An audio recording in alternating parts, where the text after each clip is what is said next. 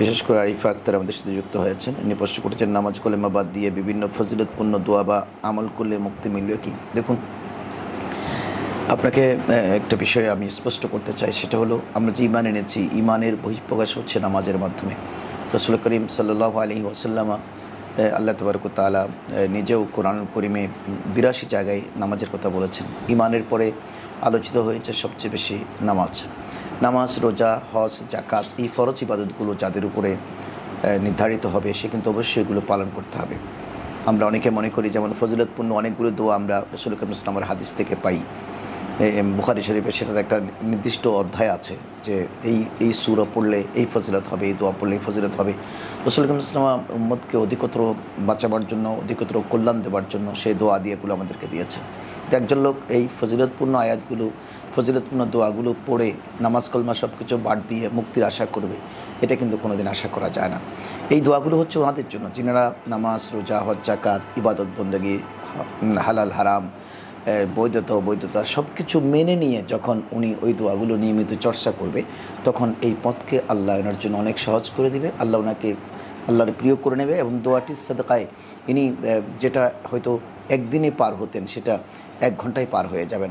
যেই পথ তিনি ১ মাসে পার হতেন, সেটা একদিনে অতিক্রম করবেন। অর্থাৎ এবং রসুলের সান্নিধ্যে আসবার জন্য ইনি অনেক বেশি এগিয়ে যাবেন। মূলত সেই দৃষ্টিকোণ থেকে দোয়াগুলো বলা হয়েছে।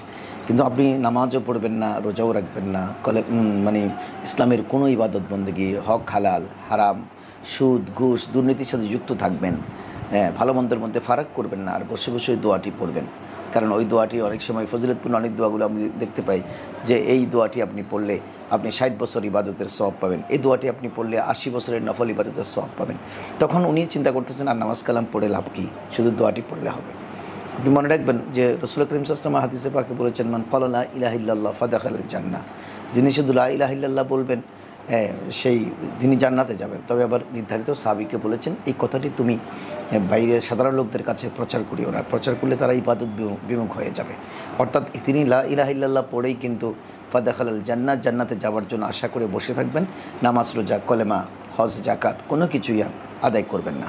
এজন্য আমাদেরকে মনে রাখতে হবে যে আগে হচ্ছে ইসলামে শরীয়তের বিধিবিধানগুলো পালন করবার পরে আপনি রাসূল করিম সাল্লাল্লাহু আলাইহি ওয়াসাল্লাম মা আতাকুম রাসূলু ফাখুযুহু ওয়া মা নাহাকুম আনহু ফান্তাহু, রাসূল যা আঁকড়ে ধরতে বলেছেন তা আঁকড়ে ধরবেন, রাসূল যা থেকে বিরত থাকতে বলেছেন তা থেকে বিরত থাকবেন।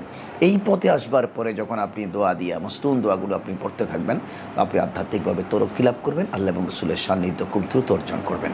কিন্তু কোনো অবস্থাতেই নামাজ রোজা বাদ দিয়ে কোনো শরীয়ত তরিকত নেই, কোনো দোয়া দিয়া নেই। কারণ আবার সবচেয়ে ফরজ ইবাদত হচ্ছে আপনার উপরে মূল, ওটার জন্য আপনাকে জবাবদিহি করতে হবে। আশা করি আপনি বিষয়টি বুঝেছেন। আপনাকে অসংখ্য ধন্যবাদ আমাদের সঙ্গে থেকে প্রশ্ন করবার জন্য।